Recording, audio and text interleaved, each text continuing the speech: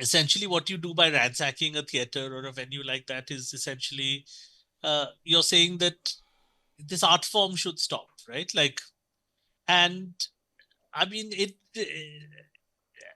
without, I mean, it's a power thing, right? Like, artists don't necessarily have any power, right? The point is that Kamra is resilient. Like, most of the messages I get when something like the Samay Raina thing happens or Kamra happens is, oh, this is very brave. And but the point is that the after effects of this, most of the people will move on to the next news cycle.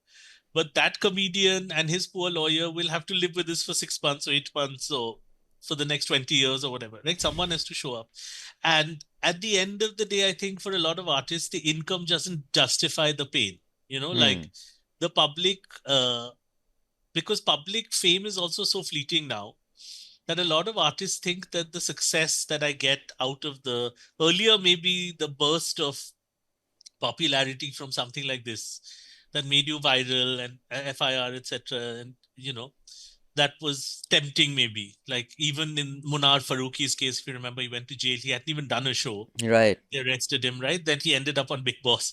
So, I mean, there's a whole cycle of success and failure. Like, people forget, right? Like, but the artist has to live with the consequences. And for a lot of, not very wealthy or not very famous artists, it's not worth the hassle.